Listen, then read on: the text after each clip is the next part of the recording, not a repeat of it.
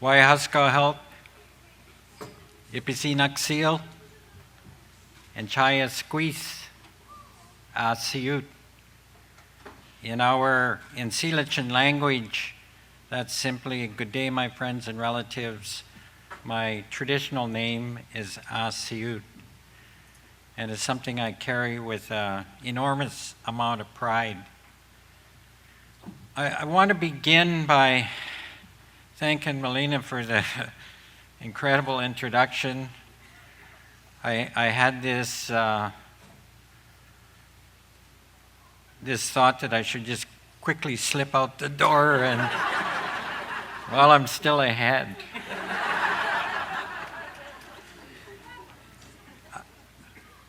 I want to acknowledge and hold my hands up to the Musqueam people and to the Tsleil-Waututh peoples on whose territory we have the privilege of gathering here this evening.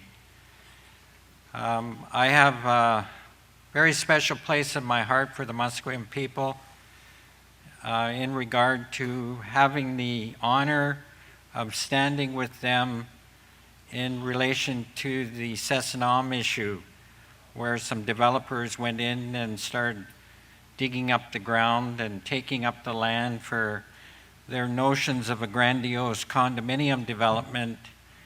And it was absolutely ludicrous because this land was designated as a national heritage site, and during the course of their work they began to dig up skeletons.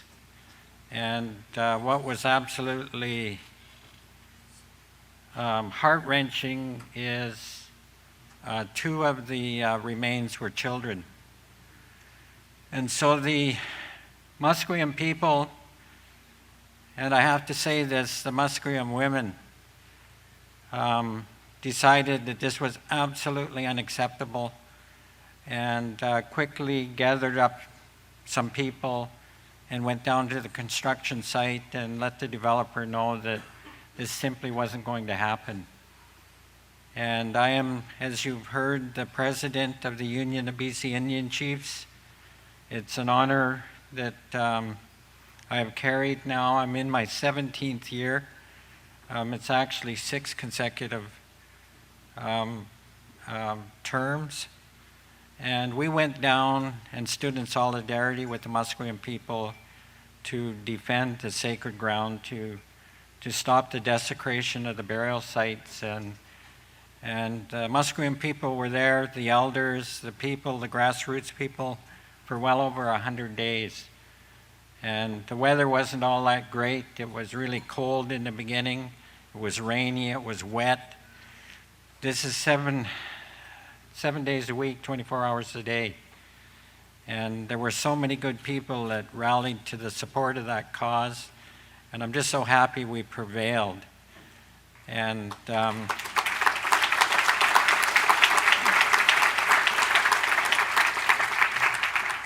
and I know in my heart of hearts that the ground we stand on and the progress and the achievement we're able to celebrate is always a consequence of the support and the good hearts of many, many people. And such was the case with Sessanam. We had the mayor come down on his mountain bike and his Speedo or his tights or whatever the heck he was wearing and signed the petition and was more than willing to stand up and publicly support the issue, as were many, many other people. We had international support. We had delegations from other countries, and it was absolutely wonderful to have prevailed in that struggle. There was another one not too long ago, the Grace Islet issue, where one of Premier Clark's cronies from, I believe it was Calgary, this millionaire friend of hers decided he was going to build a house on this islet, which is about the size of maybe 9 of these tables or maybe 12 of these tables. And there were burial cairns in clear evidence. And he just totally didn't care, and he had the permit from the provincial government, and the good people from South Island, our First Nations brothers and sisters rallied up and said, this isn't going to happen. And we had quite a fight with the Clark government over that one, but it was just a few weeks ago we were in the Longhouse at Sycam celebrating that victory.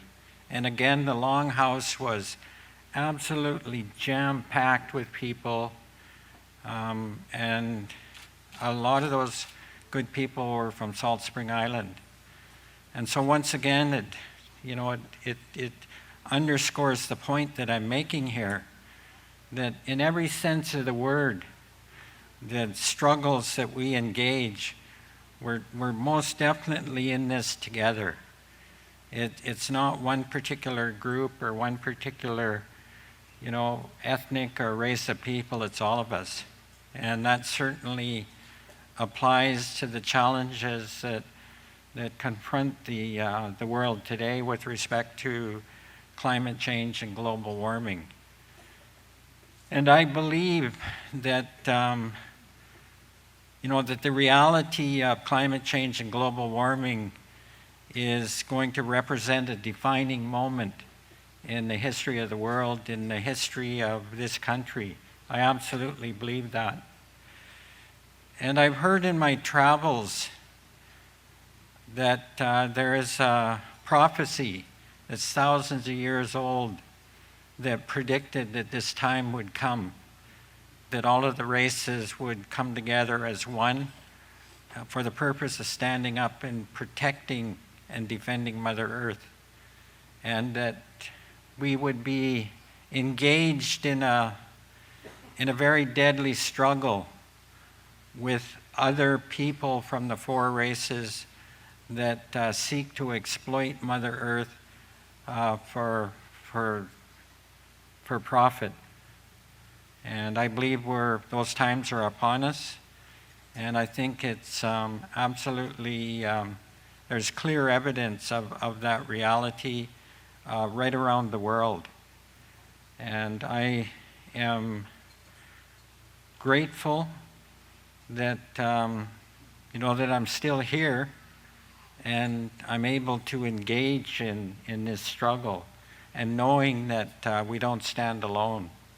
There was a time when First Nations people stood alone, and the larger society would stand on the sidelines and scratch their heads and wonder what we were doing.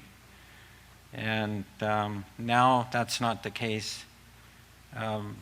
It wasn't that long ago that we were caught up in the Idle No More movement, and that was absolutely great. I just loved the Idle No More movement.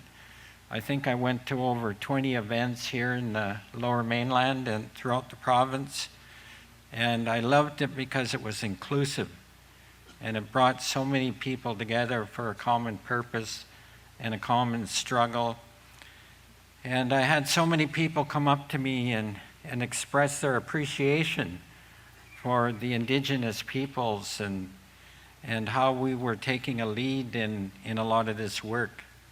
And I would always respond by saying, we're in this together. And there were times that I said publicly that Indigenous peoples are indeed the thin red line that stands between the absolute devastation and destruction of the land at the hands of the corporate interests. But at the same time, I would always add that we can't just rely on Indigenous laws, Indigenous legal orders, Indigenous activism. It's going to take the collective effort of all of us, and it's going to have to be absolutely massive, unlike anything that has ever happened in the history of this planet. And I think if we ever hope to push back on the ravages of climate control and global warming, it's going to have to take that kind of an effort. And I believe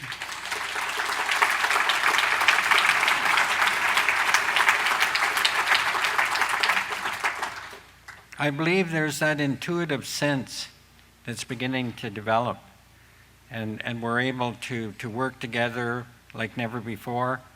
We're able to know and understand that, that this is definitely a journey we need to all take together.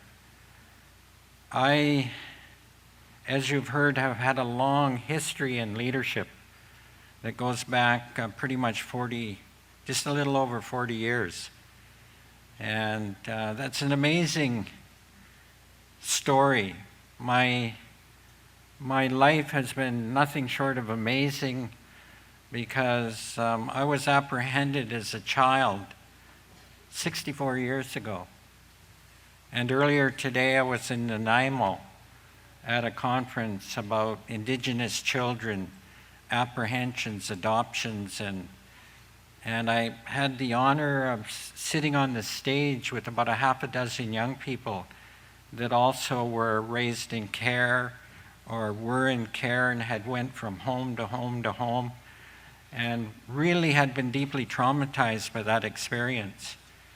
And of course I was sitting there as the grandpa, so to speak, of the group, and shared my experience.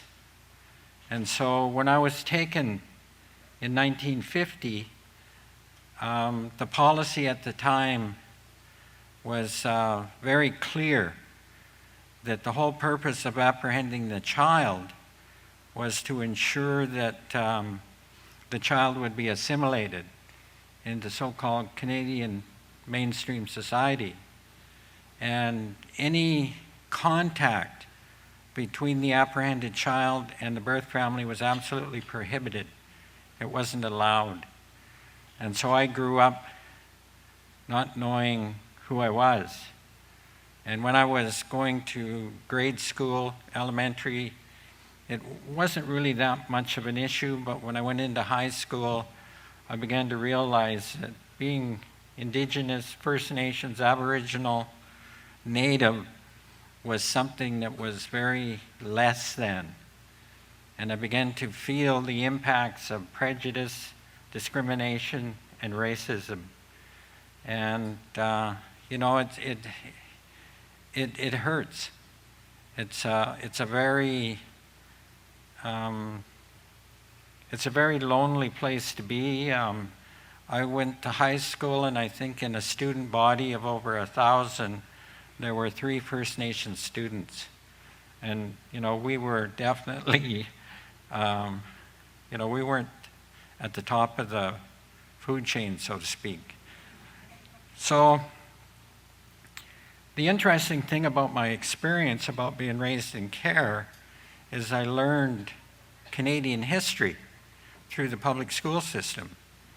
And I learned about the wonderful, courageous explorers that came over from Europe and, put themselves in harm's way and at great risk and discovered these beautiful lands and traveled across the country, across the prairies, dealing with all kinds of savages and so on and so forth, but nonetheless persevering and carving this country that we know as Canada out of that savage wilderness. And people celebrate this several times a year. And that's what I grew up learning. And during leisure time, I would go in and watch the movies with John Wayne, Kirk Douglas, Glenn Ford, Burt Lancaster. And of course, they're always beating the crap out of Indians in the movies. And, everybody loved that kind of theater and that kind of a storyline. And, I was totally immersed and caught up in that. And I went to high school, and in spite of the prejudice, we used to start our day off saying the Lord's Prayer. That was the way it was back in the day. And in a classroom of 40, there was only 2 people in that classroom that didn't have their heads bowed. There was only 2 people that were looking around. And I was one of them. And the lady that became my My first wife was the other one. And so we were looking around, and we had that eye contact, and it quickly turned to eye talk, and neither of us looked away, and her face went all red, and my heart started to thump, and that was grade 8. You know, by the time we finished high school, we married. We had 2 beautiful daughters. They're both teachers, and that was my world. I had no idea who I was, other than the fact I knew I was First Nations. And it really bothered me. And in my later teenage years, I began to act out, and I began to become consumed with alcoholism at a very early age. And it really, really created a lot of pain and suffering in any relationship that I attempted to bring together. And then a miracle happened. One day I was working, and my ex-wife phoned me, and she said, "You better get home right away." And she said, "Your dad's here." I said, "Well, so what?" And she said, No, your real dad is here." And I just went into shock, because I did not know this man. I'd heard terrible stories about him.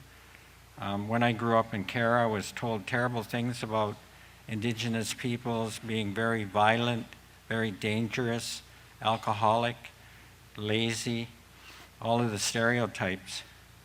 And here I could envision this drunken man in my home, shabbily dressed, stumbling around, grabbing at my ex-wife.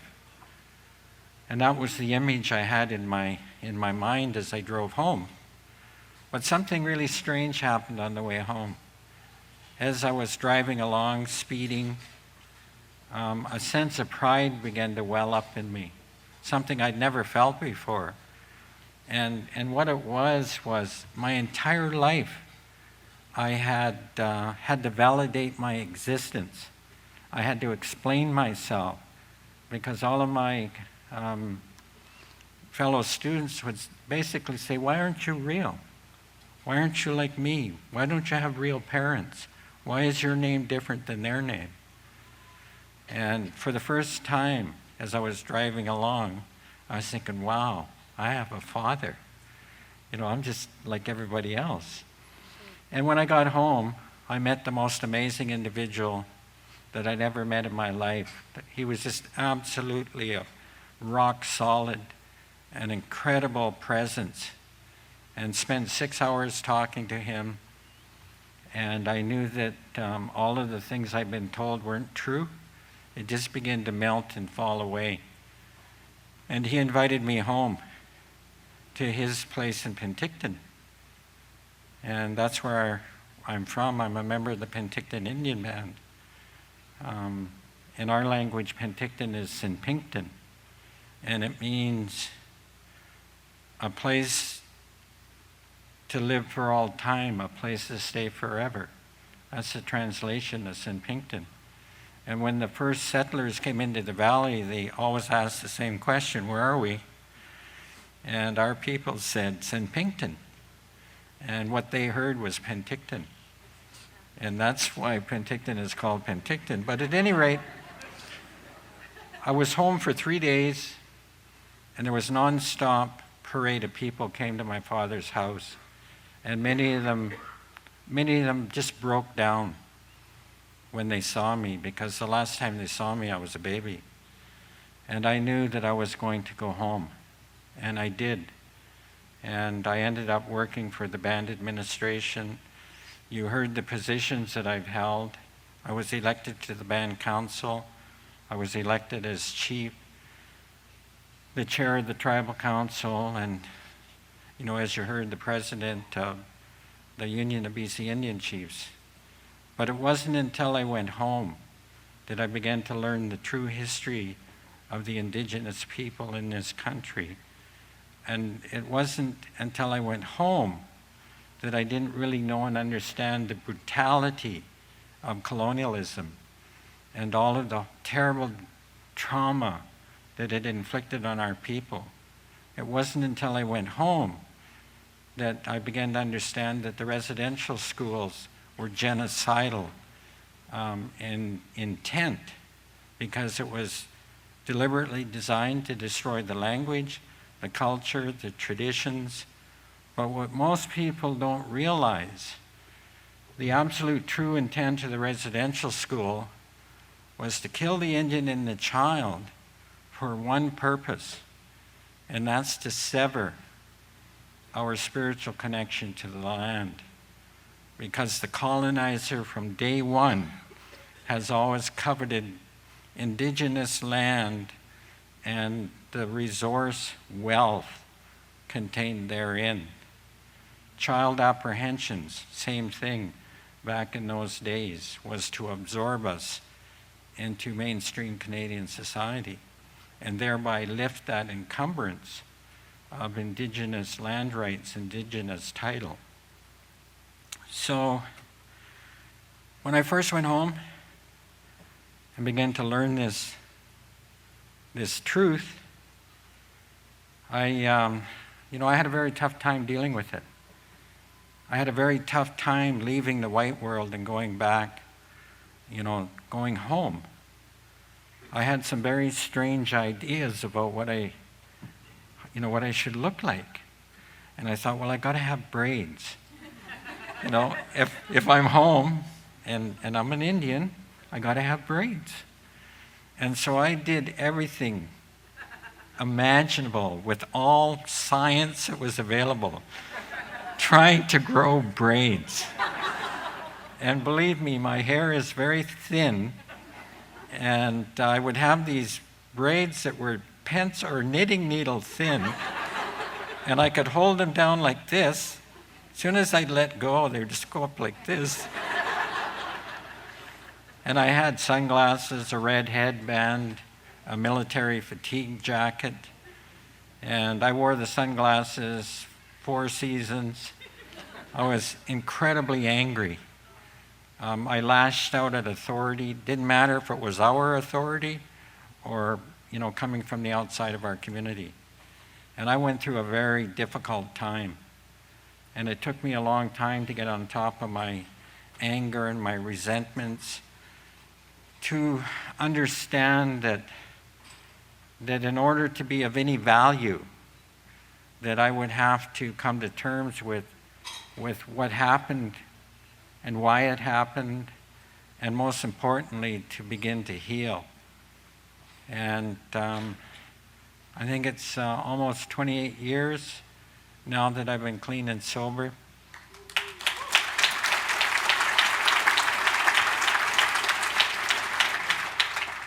Part of healing is forgiveness, and it's incredible how empowering forgiveness is.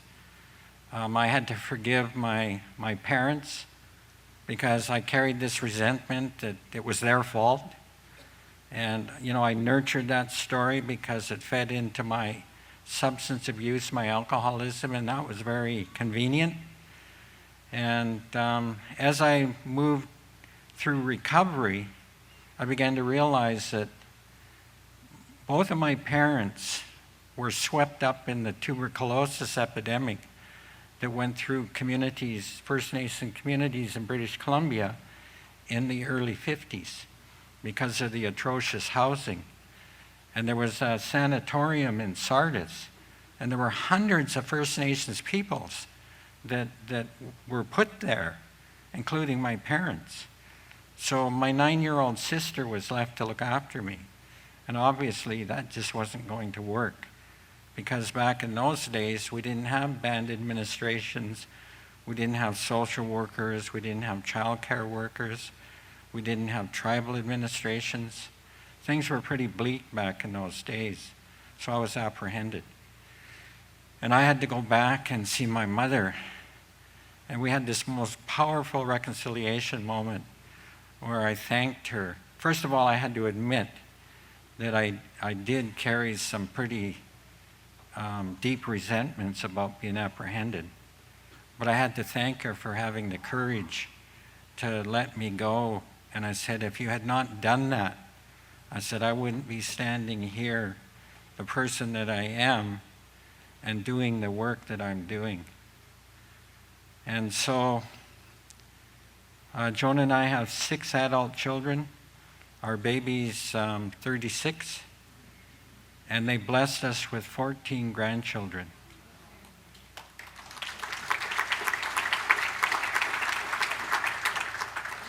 And that is the point of the story, because I absolutely believe that as a parent, as a grandparent, as a leader, that we have a responsibility. We have a collective responsibility to confront the truth with respect to what's happening in this country and around the world, and the horrible exploitation that is taking place in terms of the oil and gas and everything that represents. And we have a duty and an obligation to stand up, to be counted. As I said not too long ago, we have to walk the walk. And we have to be prepared to do whatever it takes to defend and protect the interests of our grandchildren and our grandchildren's grandchildren. And so everything that I do is through that lens. I think of not only when I was arrested on Burnaby Mountain last fall, just when I crossed the line and got grabbed onto, I said, I'm doing this for all of our grandchildren. And that's why I'm so happy to be here this evening. And I can sense the good energy in this room. In our world, it would be described as good medicine. And I know that the people that are here, that you have good hearts and know and understand what I'm talking about. The whole issue of colonization, the forceful removal of us off our lands onto these small postage stamps called Indian reserves was very deliberate, so that the colonizer could take up those lands and profit. The governments and industry tend to look at land as a collection of commodities. We look at land as Mother Earth that sustains all life.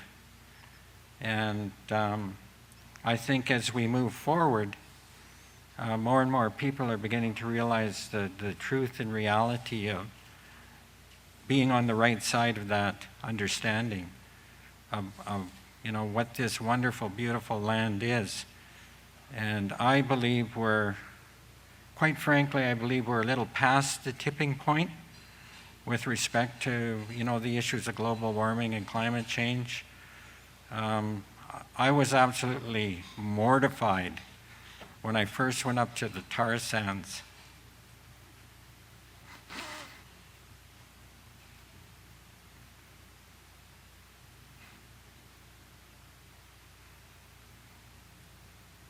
It's one thing to read about it and see it on television, see it in documentaries, but when you walk through the middle of it, it's overpowering. And the smell, that it hurts your eyes, it gets into your throat, and it's just so ugly that somebody such as our national government can pretty much base their whole reason for being on tripling the output of the tar sands. So getting back to the issue of title, we've been in the courts for almost the same length of time that I've been involved. The Calder case came down in 1973, Supreme Court of Canada, and it dealt with the question, does Aboriginal title still exist in British Columbia, or was it extinguished at the time of Confederation? And the court split right down the middle. And the one other vote took the coward's way out and cited a technicality. But that did not detour us. We saw that as a victory, and we've been in the courts ever since, and there's been many, many landmark decisions that have upheld what our elders have told us for, since the beginning, that this is our land, and we have a responsibility to caretake this land. For us, it's not about commodities. It's not about rushing off to the market and trying to get the highest price for, the whole array of commodities. So that's the Williams decision was an incredible decision that came down. The Union of BC Indian Chiefs, we have 3 executive members. Our vice president is Chief Bob Chamberlain. Our secretary treasurer is Chief Judy Wilson from Nisconlith. And Chief Bob and I went with the Chilcotin elders, went with the Chilcotin people, and we drove all the way across Canada to the Supreme Court. And we were in the Supreme Court when the legal arguments were made. And that too was miraculous because both the province of British Columbia and Canada put forward their best Indian fighters. In British Columbia, the guy came out of retirement just to fight this case. And we sat there in amazement and watched him unravel. And it was amazing to see that. And he had an attitude about women. And I think there was 3 of the Supreme Court justices were women.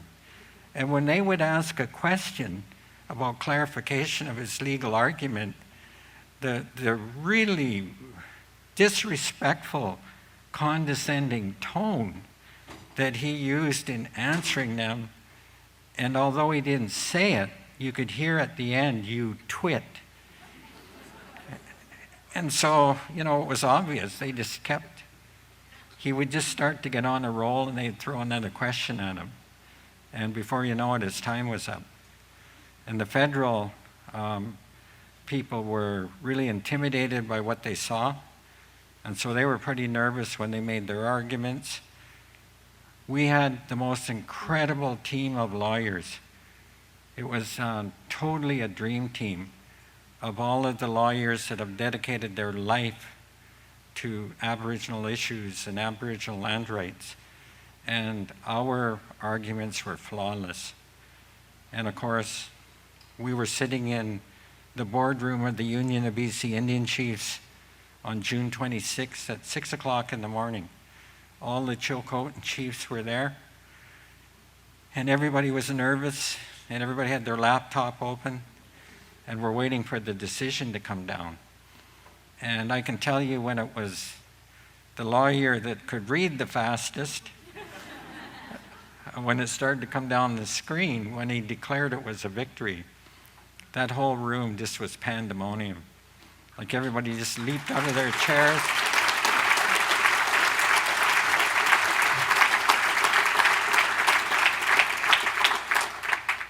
The most dramatic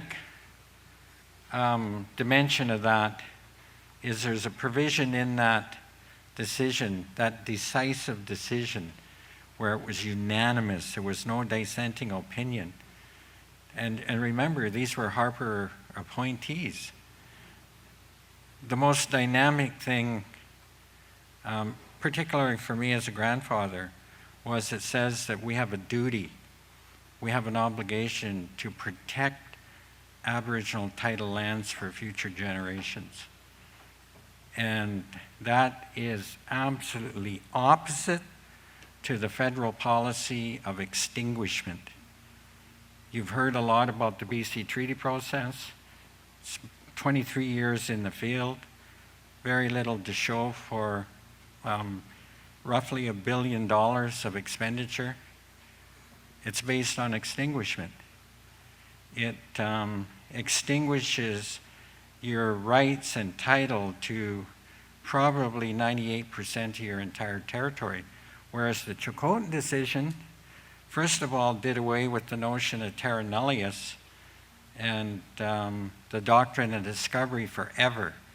It just said, that I don't want to hear about that anymore because it's just not there anymore. But it also clarified once and for all that our title interests are territorial wide in scope, whereas governments were saying, no, it's just these tiny little spots. And so those arguments are gone forever. So what does it mean? Well, first of all, both Canada and British Columbia, this was beyond their worst case scenario. They thought it would come down in the middle. They thought they might win. And when it came down as decisive as they did, it just really knocked them back. And they still haven't recovered. They still haven't been able to engage us. We had that historic meeting with the Premier, and the best she could come up with is she said, we're at a fork in the road. And so we're still attempting to engage.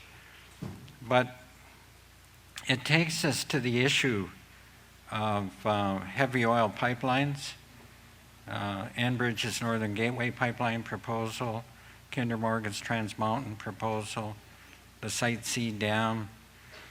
I had the wonderful experience of being in the Clapan up above Iskut, and it's the most beautiful country I've ever seen. It's breathtaking. We saw a grizzly bear. It's just so beautiful up there. And there was about 30 elders up there that were camped out up there. And they were facing off with Fortune Minerals, which I believe is a Korean company.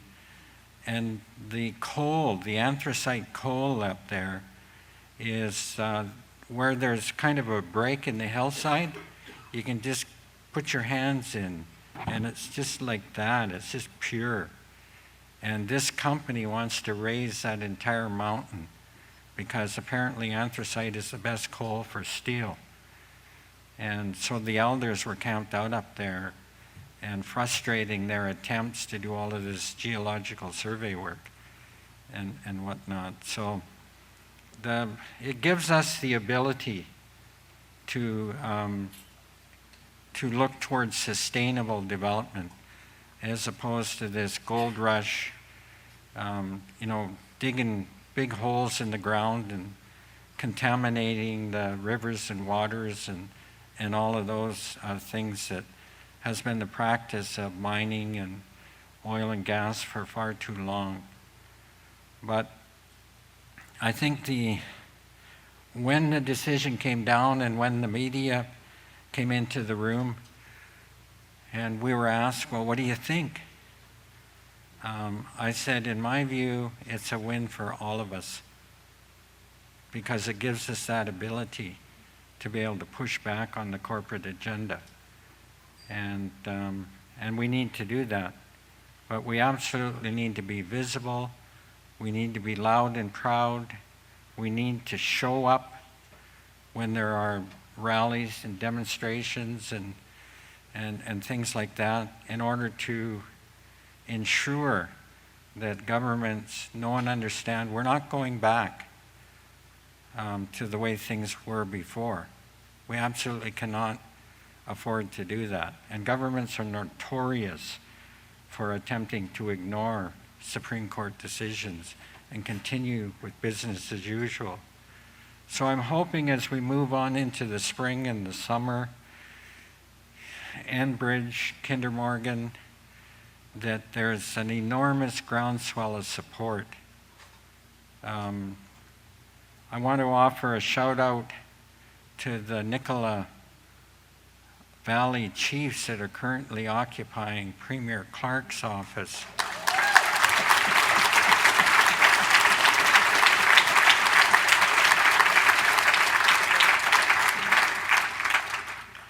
They've been there for a couple days now, and of course, typical the government saying, we can talk, but you'll have to leave the office first.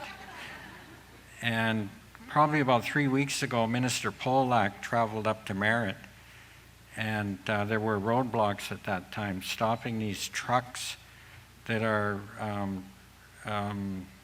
delivering this it's literally crap. It's they call it biosolids, bio-waste, but it's sewage. And there are landowners up there that are trying to make ends meet, and they're saying, well, come on in and drop it in our back 40. And so they're just taking these huge tanker trucks and just dropping it on top of the ground. And it's leaching into the water systems. And interestingly, there's a very strong alliance between the First Nations and the ranchers and the farmers and the residents up in the area. So it's a very, very strong coalition. It's not just First Nations that are opposing this. Well, before I finish here, I'm going to give you two emails. It's two of the chiefs. There's either 4 or 5 in the building, and I've been involved now for 40 years. And generally speaking, chiefs, send in their members of their council, or they send in their band members. It's very seldom a chief will go into a situation like that. In this case, we got 4 or 5 of them. And they've said, we're not coming out, not until the government meets with them. And they want a moratorium until such time as they can work out some kind of an arrangement. And so they're sitting up there right this moment. So, I've got to find my eyes here.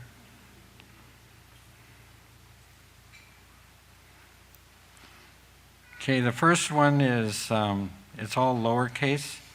It's asam at lnib.net. So that's asam at lnib.net. And that's Chief Aaron Sam's email. This is Chief Harvey McLeod's email. It's chief at uppernicola, all one word, .com. That's chief at uppernicola.com. And Nicola is Nicola. And I'm just hoping that you can just send them a few words of encouragement. Let them know that, that we're all sending our good energy and our prayers and so on and so forth, because reconciliation has to be the way of the future. And we have to reconcile between and amongst ourselves. We have to reconnect. We've lived side by side for hundreds of years, and we are absolute strangers. And we have to change that. And we have to get to know each other and know and understand that it will take that synergy of working as one in order to push back on the Harper government agenda, the Clark government agenda, and other agendas that are much higher than that. So I think maybe I'll just park it there. And I have a couple questions that were dropped off here.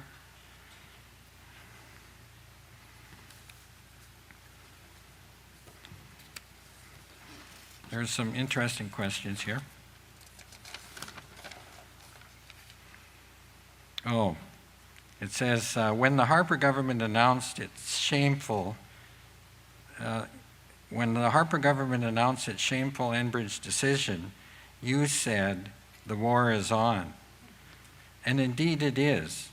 As the t-shirt says, warrior up. Is the concept of warrior a useful one to conceptualize resistance to the assault on Aboriginal land rights and to extra activist capitalism? Can there be peaceful warriors? Well, I'm known for, being pretty blunt and speaking my mind. I don't rely on notes or anything like that. And that was at a rally in front of CBC. And on just mere hours' notice, we had hundreds of people there. And there was such energy in the crowd. And when I took the microphone, that's just what came out of my mouth. You know, the war is on. I don't regret saying that. I think that given the gravity of the situation, we cannot afford to be squeamish with respect to standing up and speaking out.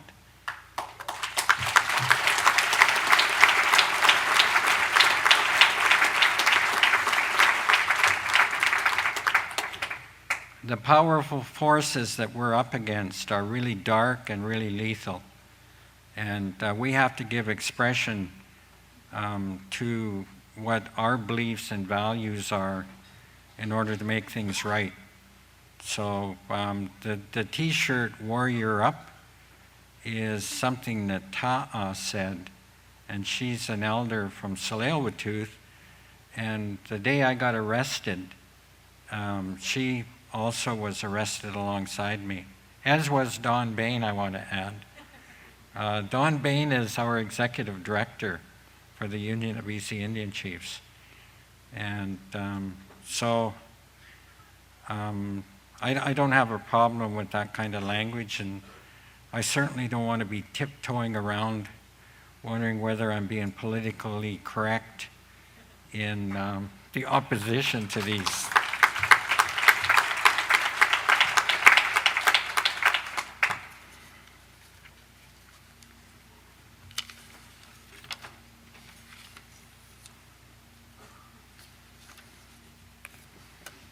There was another one in here. I don't know. Oh, here it is. Could you comment on the Unistoten Soft Blockade and Healing Center, which must be sitting over there? For those of you that don't know, there's been a camp set up, and it's pretty much strategically placed where the pipelines, the proposed pipelines will go through. 7 pipelines.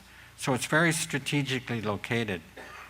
And the people that have went up into the territory and through great effort and labor and so on and so forth established this camp, these cabins, are so deeply committed to the cause. And I have a deep respect for people that are willing to do that. We need to appreciate whatever contribution that can be made at whatever level. It's not one particular tactic that's going to be effective. It's a combination of all of the energy and the actions that we can bring to bear on the issue that's going to ensure that we succeed. It's that relentless campaign, and it has to be absolutely relentless.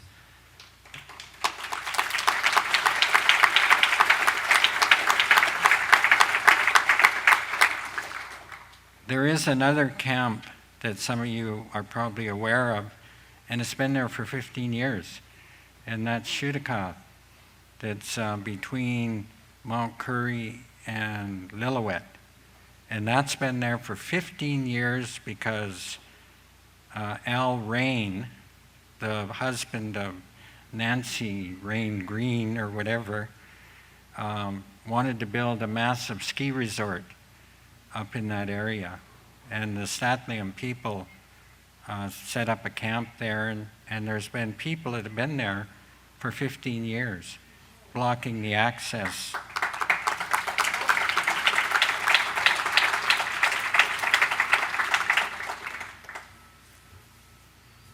There is a question here about land claims. And I just want to say that similar to what Rihanna was saying, there is no such thing as land claims. from our point of view. We're not claiming land.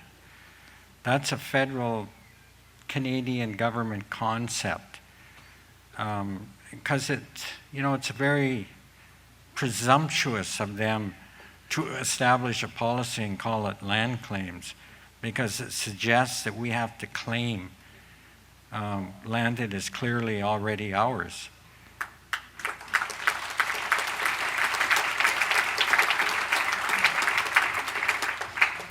And the multitude of Supreme Court decisions and all of that legal jurisprudence has said very clearly that we have always held title to our territories, and we continue to hold title.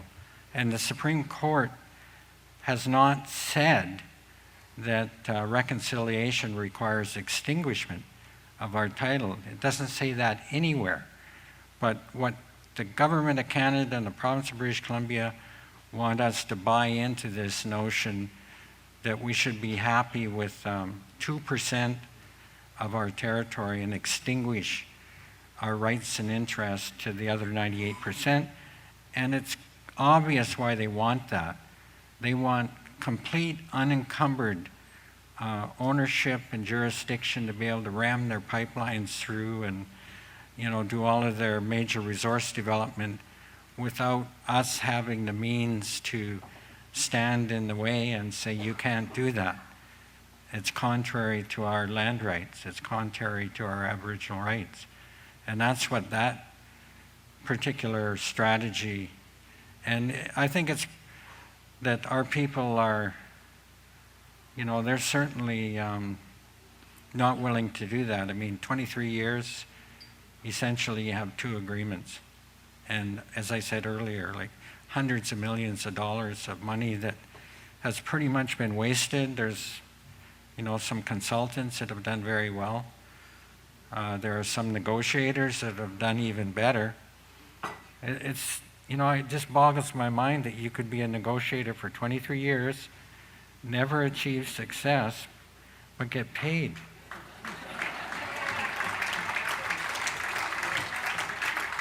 That's a pretty sweet deal. I mean, so the AFERD report was just released, and that was Prime Minister Harper's personal emissary that came to British Columbia.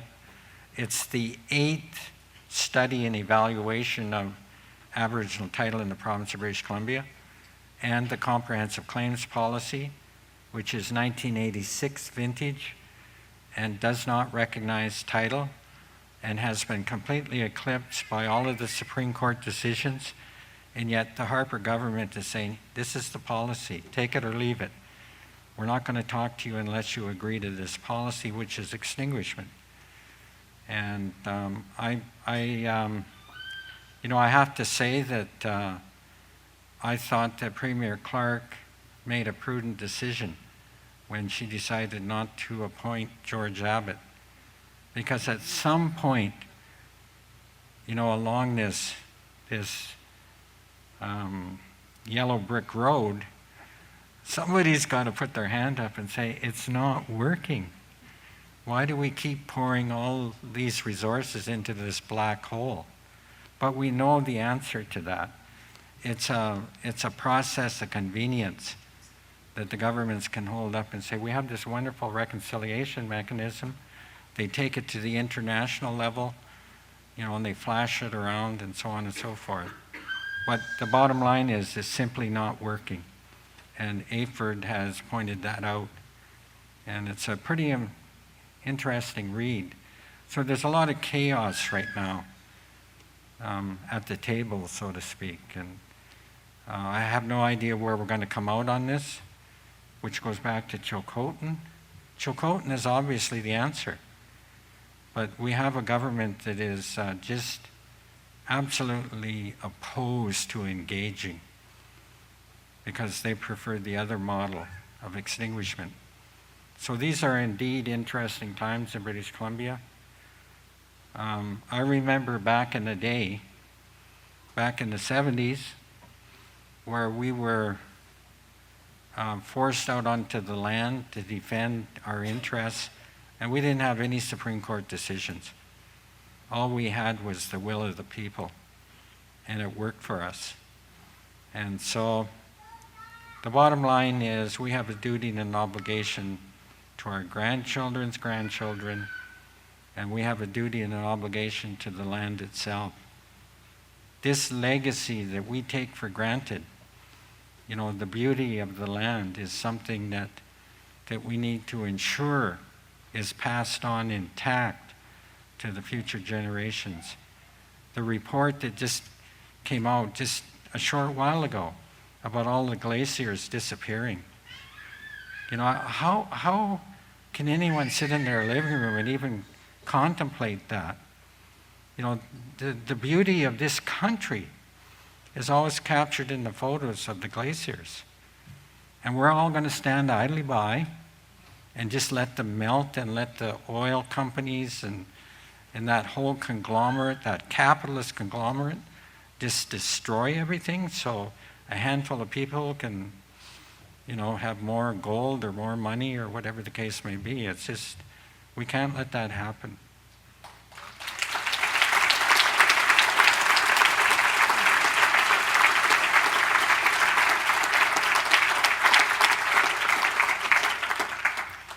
So just in closing, I want to thank the organizers for the opportunity to be here.